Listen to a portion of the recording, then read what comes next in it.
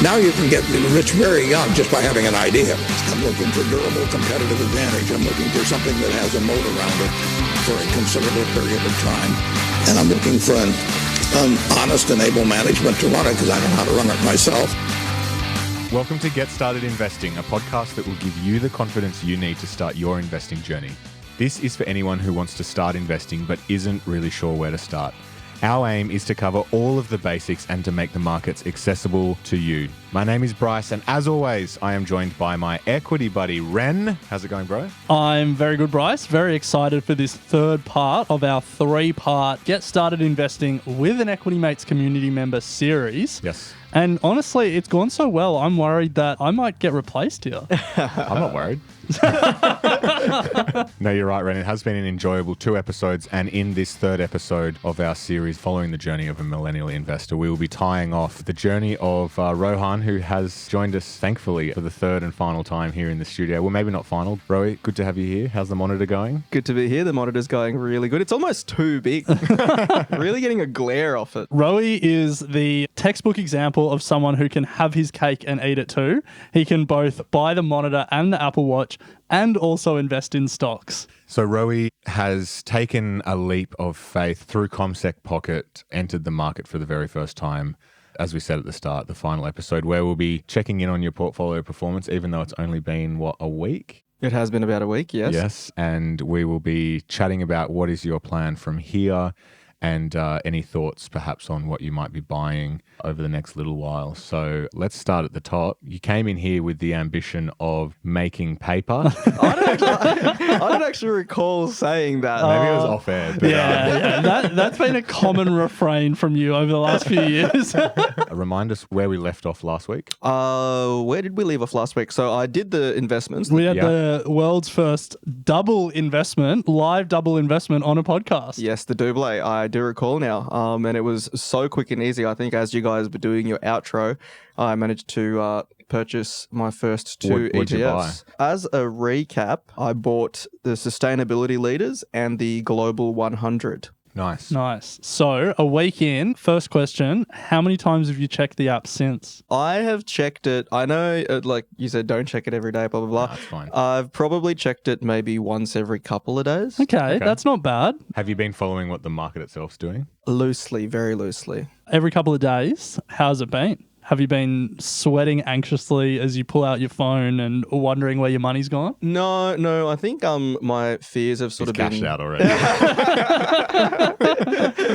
I'll do that after this episode. No, my fears have sort of been eased, but the fact that, well, firstly, I didn't chuck in a huge sum. Yeah. And secondly, it's the long-term view, blah, blah, blah, all those ones. So, Buffett didn't get rich overnight. Nice. You say that very dismissively, but it's good that you've internalized that. Oh, I tell myself that every morning as I'm looking in the mirror. It's a long game, right? Nice. So my guess would be that your portfolio is probably down given what's happened in the markets over the last few days. Am I correct in saying that? You are correct. Nice. Yes. We're going to get into just how far down. Maybe if you're willing to share. Maybe a percentage. A percentage for sure. Yeah. I'm not going to let everyone know I lost $300,000. All right, percentages. What are we talking? So overall, it's gone down 0.42%. Okay, no, sorry. No, that's not right. 0.17%. Total. Yeah, So total. it's flat. Total. Really. It's flat. You've lost pretty much nothing. I've lost pretty much nothing. Yeah. So great. Wow, and that's $300,000. No. Must be nice. No. To break it down further, the sustainability leaders has gone down 0.21 and the global 100 has gone down 0.15. Right. So really, I think nothing to be overly alarmed or concerned about. If you have a look at some of the fluctuations that have happened on the market for some of those stocks individually, I reckon you would find that a lot of them are down a lot more than that.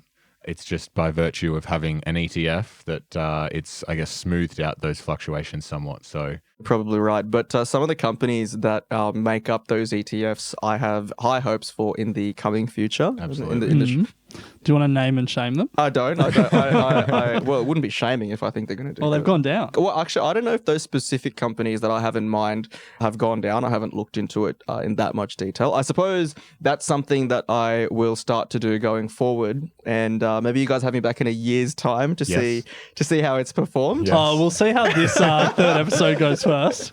But yeah, I remain confident that it will go up at least a little bit. Maybe that's just blind optimism, probably. Nice, Rowie. So that's a bit of a recap on how your portfolio is going. You made a good point, though. No real value in checking that and making sort of rash decisions on it, long-term view. So what does it matter really right now?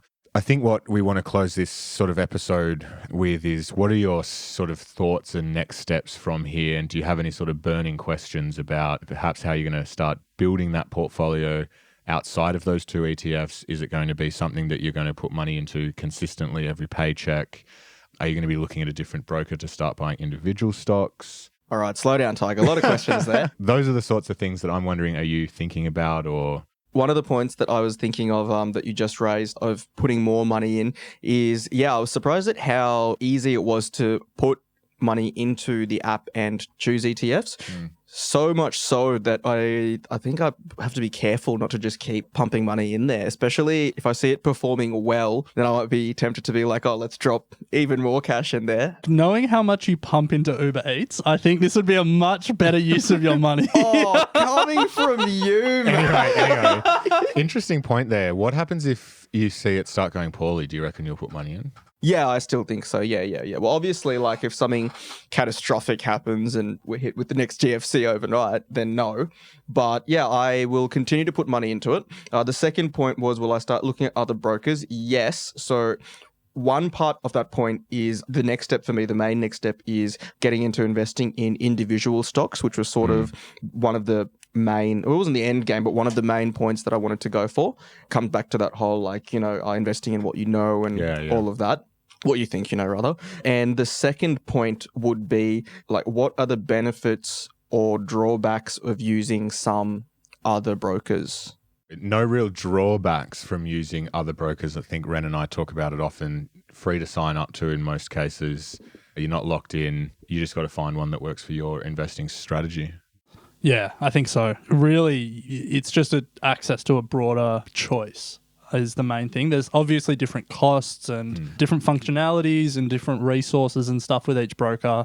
It depends on what your taste is. Like if you just want super cheap and you want to do all your research yourself, there will be one for you. Whereas if you want, a guide through the whole thing, there'll be... Or do you want charts, or do you want financial data on the companies? All those sorts of things start to play in when you come to choosing a broker. Right, as in, do they present information and in what format do they present How much do they provide additional research from investment banks, for example? Like if you were to pay for a broker that is on the cheaper side, they're less likely to provide all those sort of add-ons compared to someone that, you pay that sort of $20 per trade and they'll have supposedly a better offer in terms of additional research and those sorts of things. They give you like the dates. The offer from Macquarie Bank and the offer from online-only one like Superhero is going to be very different.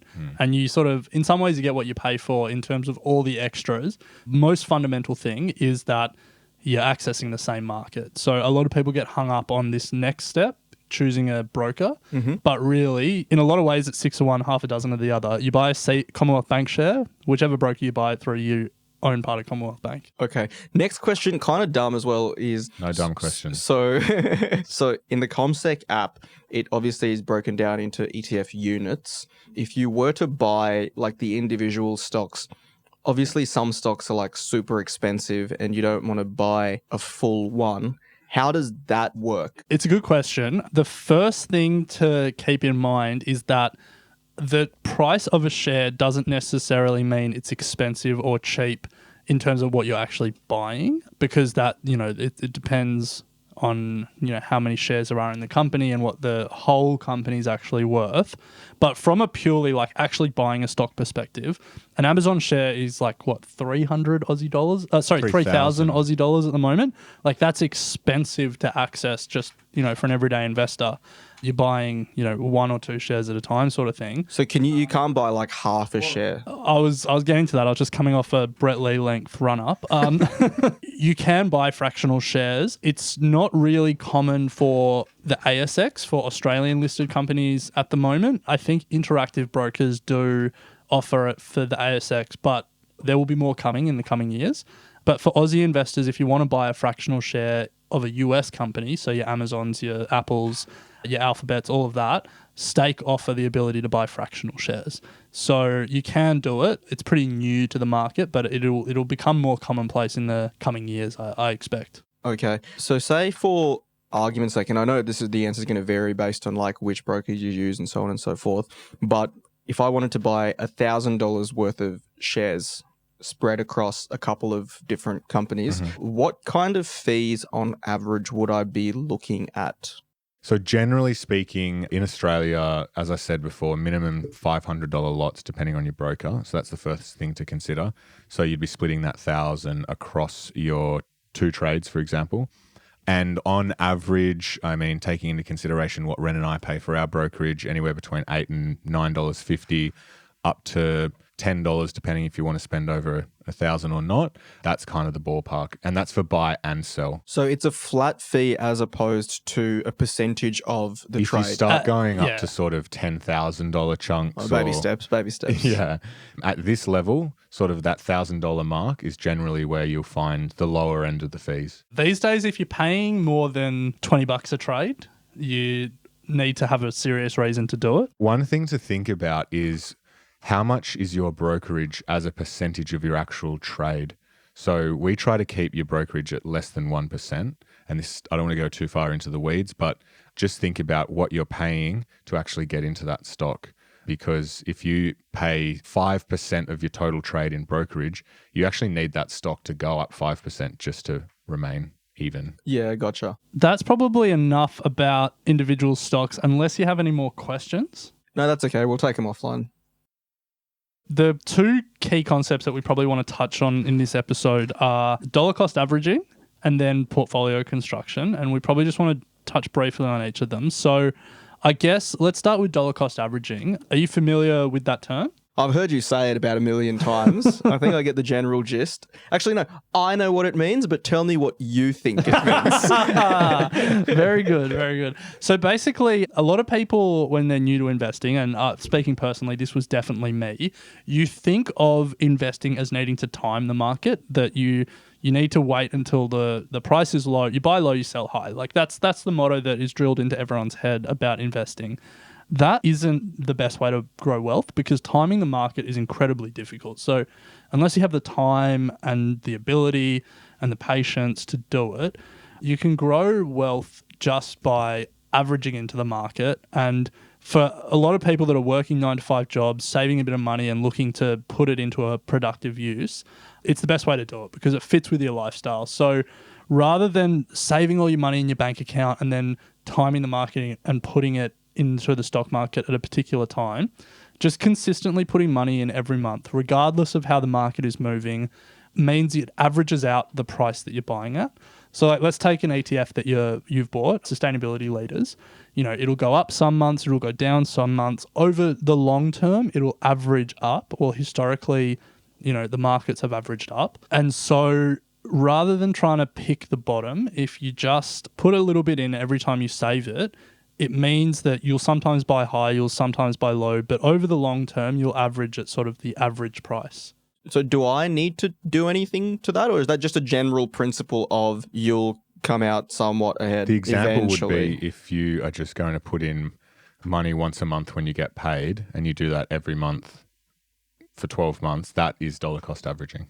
As long as you're buying the same amount each time in the same stock. Oh, I get it. Okay, so if you put in, say, the consistent figure every time over a consistent period of time, then you can expect an evening out. Yeah, okay. Yeah. The tough challenge, I think, psychologically is to do that when the markets are falling, because that's when you kind of try to play yourself in the markets and go, oh, it's falling. I might just wait a bit to see how this plays out.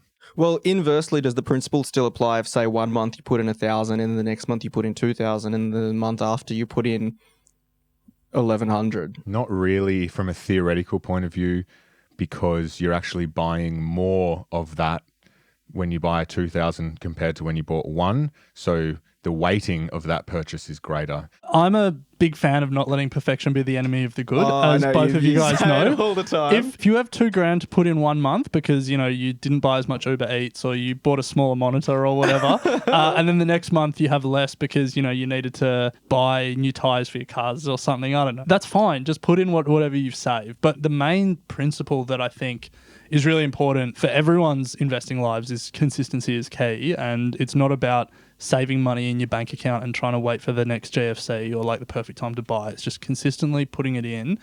Historically has been shown is the best way to do it. Yeah, the stock market is the greatest wealth creation machine of all time. I've heard all this. I've heard this deal. Hey, come on. That's my thing.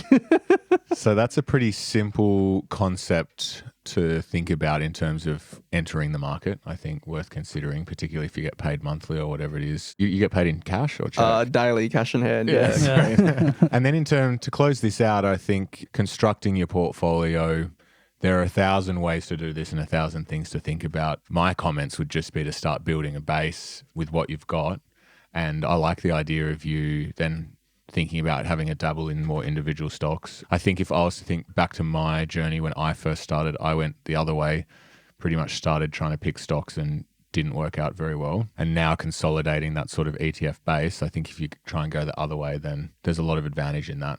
Yeah. Let the experts sort of make the call for you. Yeah, well, there's products available now that take away the risks of you trying to pick lucky stocks and sort of hope for the best. And if you can build up what you've got there to sort of, the tens of thousands, then putting a couple of grand on Apple or whatever it may be is sort of less risky than if you started out by putting all of your money on Apple and then seeing what happens. Does that make sense? Yep. Yeah, my thing with portfolio construction, if you start with ETFs, is just if you're going to buy ETFs, for example, the Global 100 or even your sustainability ETF, the biggest companies in both of those ETFs, I would guess, and I haven't looked specifically, but I would guess would be the same. Amazon, Apple, Microsoft, Google, I reckon would be probably the 4 biggest companies in both of those ETFs. And so if you're then going to buy individual stocks, it doesn't really make sense to then go and buy Apple, Microsoft, Amazon, and Apple individually as well, because it's like you already own those through the ETF. And because they're so big in those ETFs, they're going to drive the performance of the ETF. Yep. So it feels like you're buying more things, but really everything you own in your portfolio is going to move basically the same. It's going to be driven by those same companies. I think for me, when you're thinking about portfolio construction, but really just buying, your second, your third, your fourth thing, it's just about not buying the same thing over and over again in a different label or a different way. Here's my sort of thinking as I get deeper into this, because, I'm relatively new to the game. I would think that the majority of my investments would be in ETFs and a small proportion would be in me picking my own stocks. If I was to break it down into percentage splits, having still not done it yet, probably I'm thinking 70-30. Is that a reasonable split, or would you veer more on the side of caution and go 90-10 like 90 ETFs? So I think the first thing to say is that there's no golden rule, and we don't have like a specific answer that we can give you. Like we can't give you advice on exactly how much money you should put in each. But I think you're legally bound not to. Yeah. But also like we aren't experts. Like we are just here to sort of share what we've learned and to facilitate your journey. But I think, a lot of people that write about this sort of talk about 80-20 or 70-30. So I think that's right in the range of a reasonable split.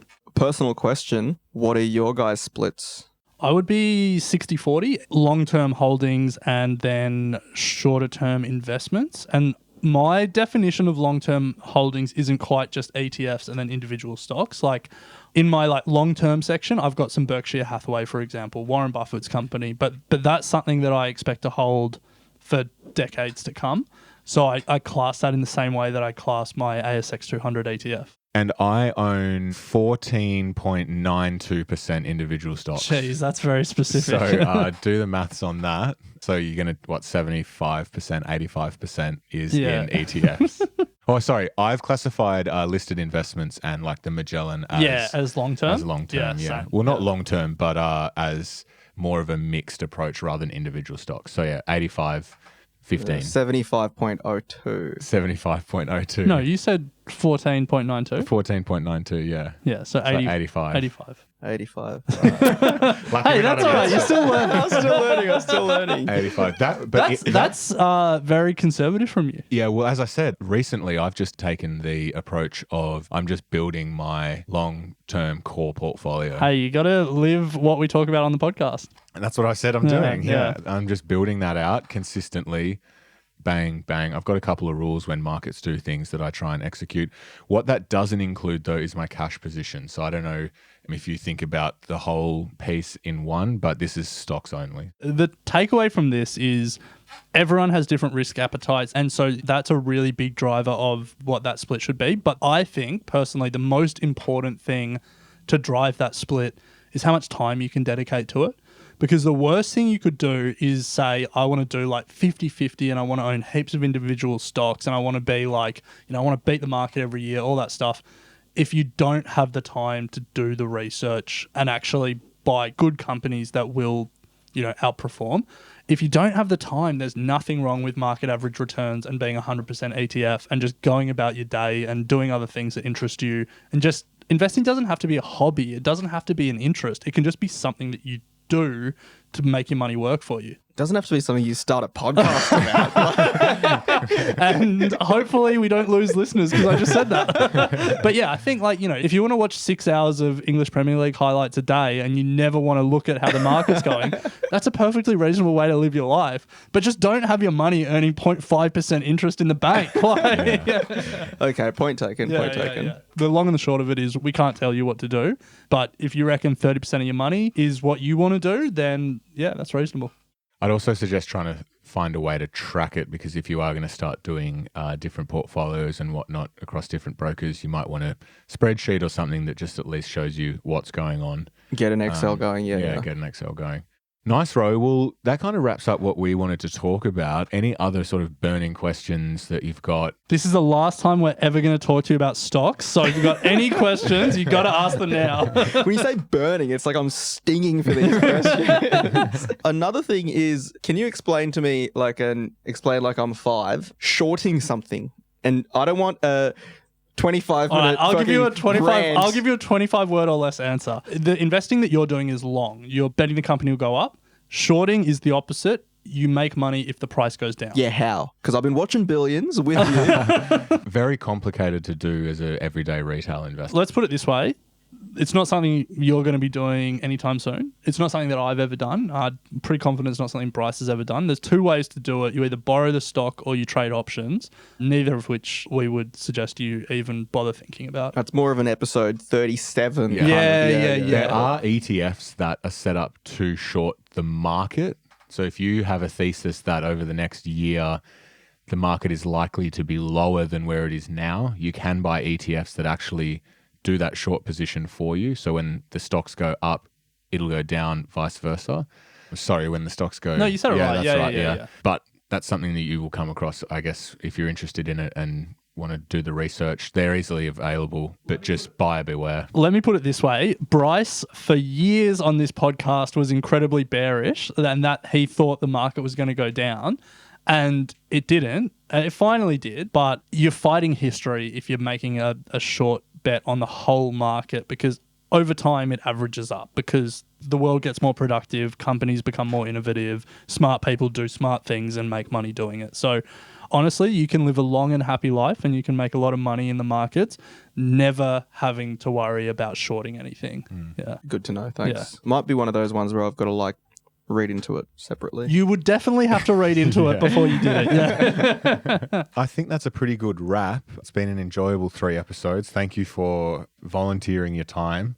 I know that there was a bit of reluctance at the start, but I think the fact that you're up and running, Looking forward to sort of seeing how it pans out over the next millennia. Oh, I'm in.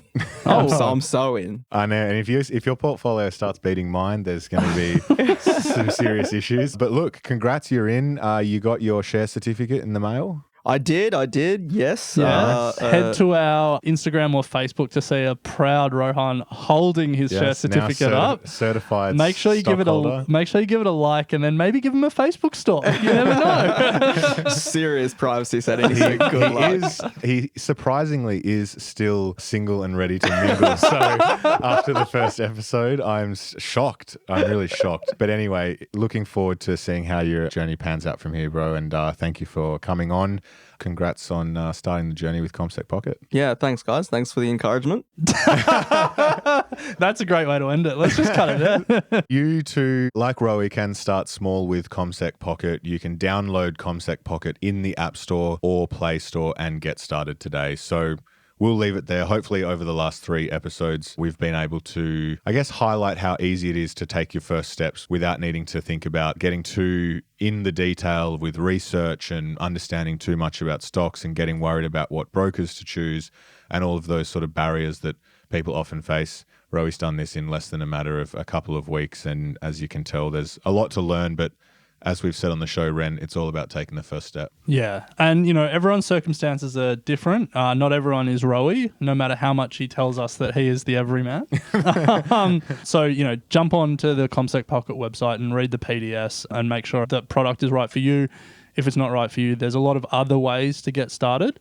And from us, the main thing is getting started. That's it. Get started investing. Thanks for listening to Get Started Investing, a production of Equity Mates Media. Please remember that everything you hear in Get Started Investing is general advice only. The content has been prepared without knowing your personal objectives, specific financial circumstances, or goals. The hosts of Get Started Investing may maintain positions in the companies discussed. Before considering any investment, please read the product disclosure statement and consider speaking to a licensed financial professional.